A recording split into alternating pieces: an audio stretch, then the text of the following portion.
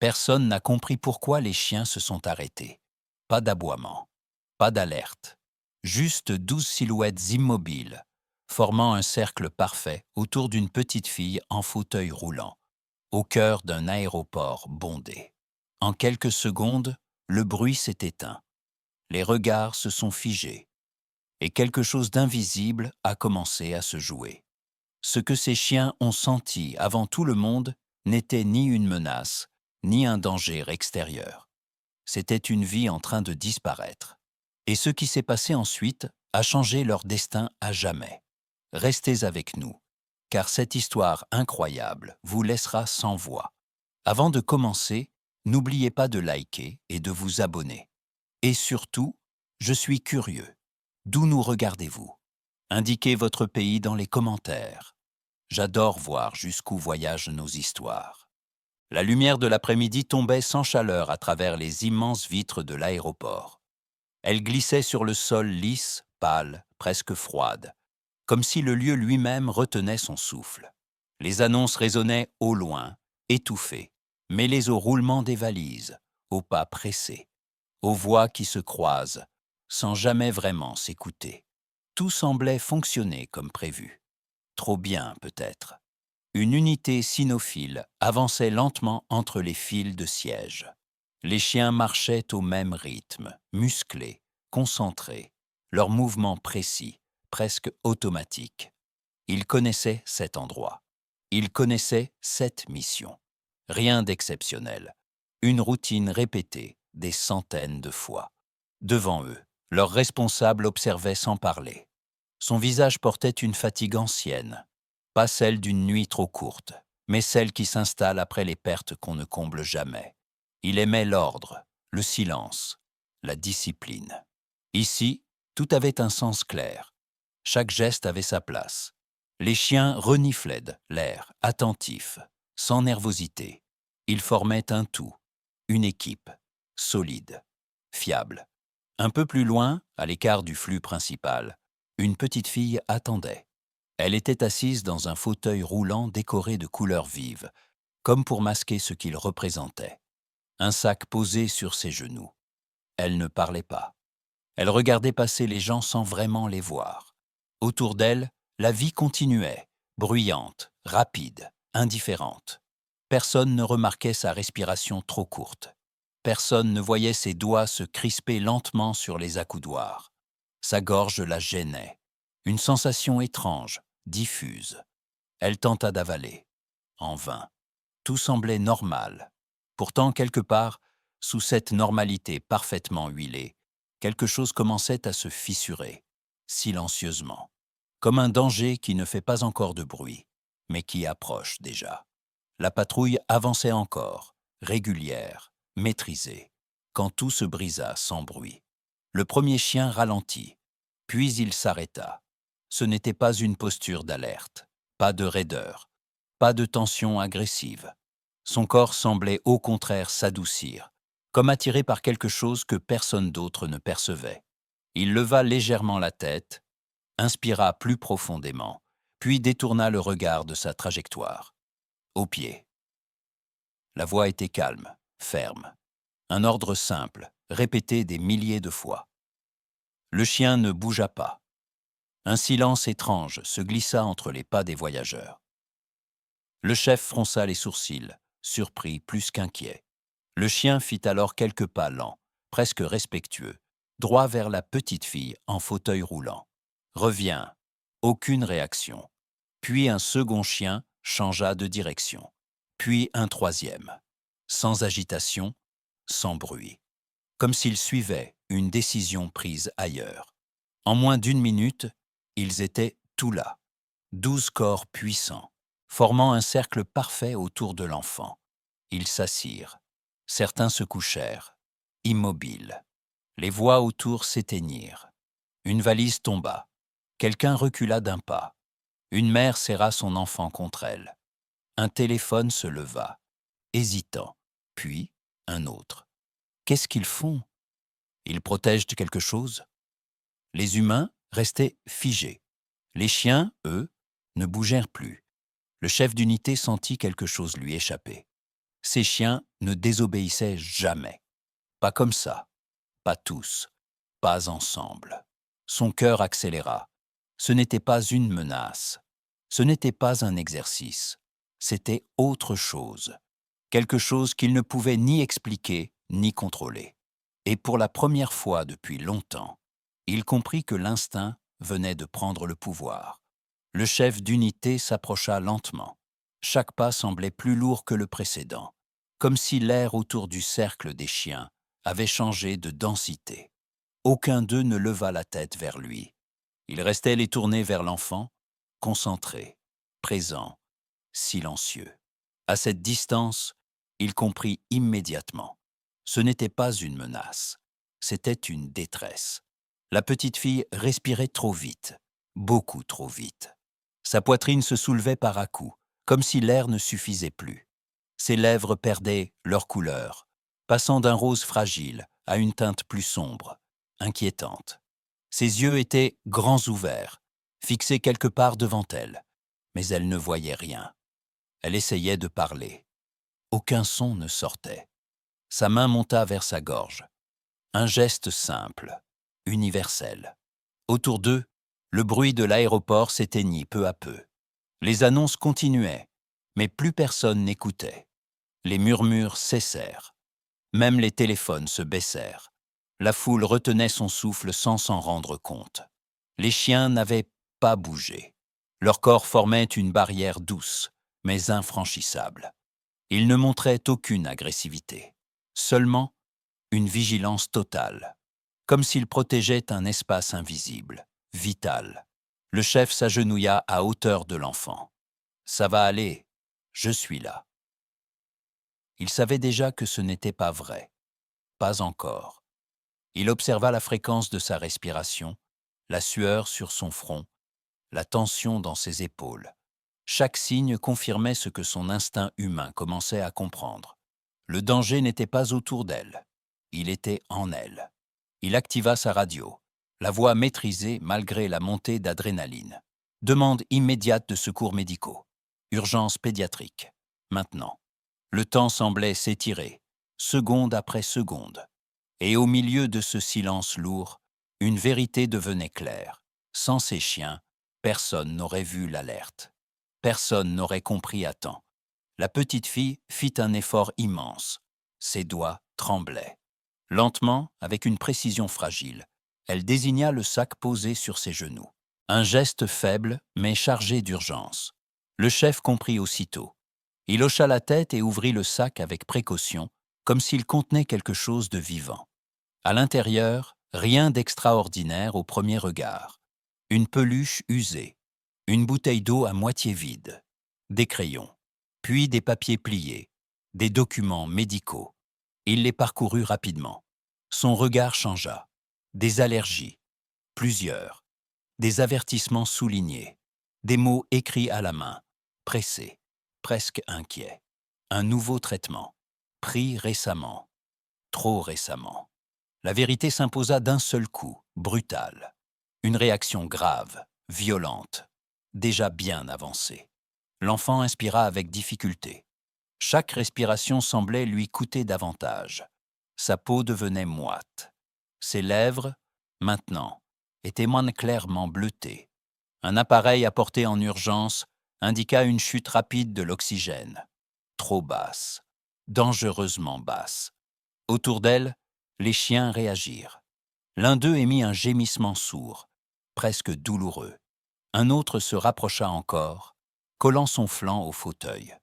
Il sentait le changement, le déséquilibre chimique, le combat invisible qui se jouait dans ce petit corps. Le chef serra les dents. Sans eux, personne n'aurait regardé ce sac. Sans eux, on aurait continué à marcher. Sans eux, il aurait été trop tard. Il releva les yeux vers la foule figée, vers ses collègues tendus, vers l'enfant qui luttait pour rester consciente. Il sentit la culpabilité monter, lourde, écrasante.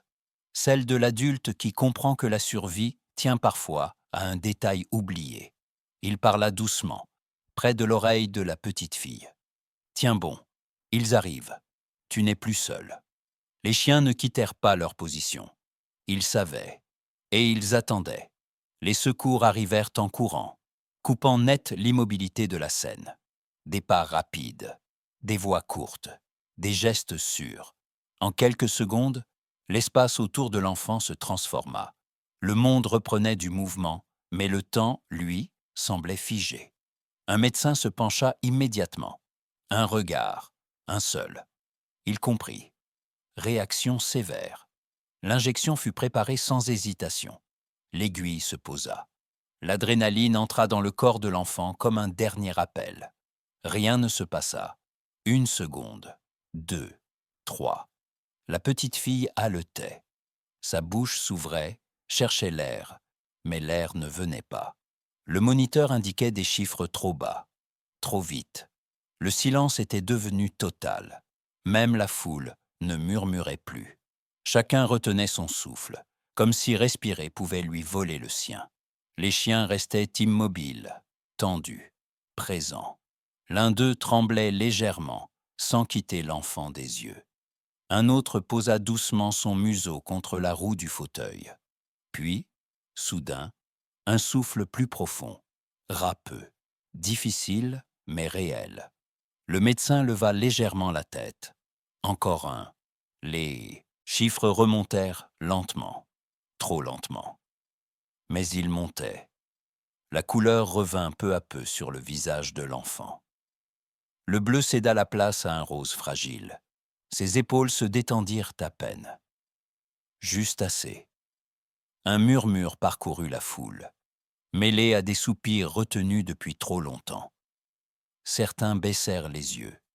D'autres laissèrent couler des larmes silencieuses. Les chiens ne bougèrent toujours pas. Ils restaient là, comme ancrés au sol, jusqu'à ce que le danger recule complètement, comme s'ils attendaient un signal que seuls eux pouvaient percevoir. La vie venait de reprendre pied, d'un fil, d'un souffle, et rien n'était encore vraiment terminé. Il arriva en courant, le visage défait, les yeux affolés. Son regard balayait la scène sans comprendre. Trop de monde, trop de chiens, trop de silence. Où est ma fille? Quand il la vit, entourée de silhouettes en uniforme et de corps immobiles, ses jambes faillirent céder. Il s'approcha, tremblant, comme s'il avait peur de ce qu'il allait découvrir. On lui parla doucement. On lui expliqua, lentement, mot après mot, et la compréhension tomba sur lui comme un poids insupportable. La tablette, le nouveau médicament, l'heure, le sac, son absence. Il porta ses mains à son visage. Sa respiration se brisa. « C'est ma faute », murmura-t-il. « J'ai voulu l'aider. Je pensais bien faire. » Sa voix se perdit. Il s'effondra sur une chaise, le corps plié, vidé. Les mots sortirent en désordre. La fatigue, la solitude, les décisions prises trop vite, l'amour immense mêlé à la peur constante de mal faire. Je l'ai laissé seul, quelques minutes seulement. Le chef d'unité resta près de lui. Il ne disait rien. Il connaissait cette douleur, ce moment précis où l'on comprend que l'amour ne protège pas toujours et que la culpabilité peut devenir plus lourde que le monde. Un des chiens se leva lentement, sans ordre, sans bruit. Il s'approcha du père et posa simplement sa tête contre sa poitrine. Pas pour consoler, juste pour être là. Le père s'accrocha à son pelage comme à une bouée. Les larmes coulèrent librement. Les épaules secouées de sanglots qu'il ne retenait plus. Personne ne l'interrompit. Ce contact silencieux disait ce que les mots ne pouvaient pas dire. Tu n'es pas seul. Tu ne l'as jamais été. Et pour la première fois depuis de longues minutes, le père reprit une respiration plus calme. Quelques semaines avaient passé. Le monde avait repris son rythme, mais quelque chose avait changé pour toujours. La rencontre eut lieu dans un endroit simple, sans caméra, sans discours. Juste un espace calme, des murs clairs, l'odeur familière des chiens et du cuir. L'enfant avançait doucement dans son fauteuil, plus pâle qu'avant, mais le regard vivant. Elle souriait. un vrai sourire, celui qui revient après la peur. Les chiens entrèrent un à un. Dès qu'ils la virent, tout changea. Leurs queues se mirent à bouger. Leurs oreilles se dressèrent. Ils s'approchèrent sans hésitation, comme s'ils l'avaient reconnue parmi 1000 autres. L'un d'eux se plaça devant elle. Il posa délicatement sa tête contre son genou. Les autres formèrent naturellement un cercle, le même que ce jour-là. Mais cette fois, il n'y avait ni urgence ni silence lourd. Seulement une présence douce. L'enfant sortit quelque chose de son sac. Un objet simple, fabriqué avec patience, pour chacun d'eux. Elle les tendit un par un, avec sérieux, comme une mission importante. Ses mains tremblaient un peu, mais son regard était fier. « Merci », murmura-t-elle. Personne ne parla. Les mots n'étaient pas nécessaires. Son père observait la scène à quelques pas. Ses traits étaient encore marqués, mais son visage s'éclaira lentement. Pour la première fois depuis longtemps, il sourit vraiment. Pas par politesse, pas pour faire semblant. Un sourire qui venait de loin. Le cercle se referma une dernière fois autour de l'enfant. Non plus pour protéger une vie en danger, mais pour célébrer une vie qui continuait. Et dans ce moment simple, chacun comprit que la douleur avait laissé place à quelque chose de nouveau. Une renaissance discrète, mais profonde. Le temps a continué d'avancer, comme il le fait toujours, discrètement, sans demander la permission. L'événement est devenu un souvenir, puis une histoire racontée à voix basse, mais ses traces sont restées. Dans les choix faits ensuite, dans les habitudes modifiées, dans cette attention nouvelle portée aux signes que l'on ne voyait pas avant. Des programmes ont vu le jour, des visites, des rencontres, des enfants rassurés par une présence à quatre pattes. L'espoir s'est transmis sans bruit. Le chef d'unité n'était plus tout à fait le même. Il travaillait toujours avec la même rigueur. Mais quelque chose s'était ouvert en lui. Il parlait davantage. Il écoutait autrement. Il acceptait désormais que la force n'exclut pas la fragilité, que l'attachement n'est pas une faiblesse. Les chiens n'étaient plus seulement ses partenaires de travail. Ils étaient un lien vivant avec le monde. L'enfant, elle, avançait. Chaque jour un peu plus. Avec ses peurs, oui, mais aussi avec une confiance nouvelle. Elle savait maintenant que, même dans le silence, quelqu'un pouvait entendre. Que l'aide pouvait arriver sans sirène, sans bruit, portée par l'instinct et la présence. Un après-midi clair, ils se retrouvèrent dans un parc. Rien d'extraordinaire. Un banc, un ciel doux, les chiens allongés à leurs pieds. L'enfant riait doucement. Le chef regardait la scène sans parler. La vie était là, simple, entière. Rien n'avait été oublié, mais rien ne faisait plus mal.